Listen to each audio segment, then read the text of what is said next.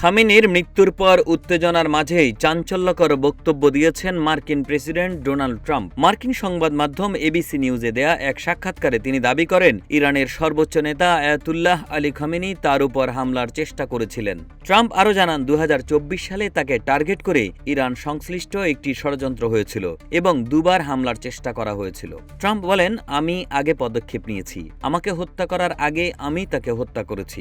তার এই মন্তব্যে আন্তর্জাতিক মহলে তীব্র আলোড়ন সৃষ্টি হয়েছে।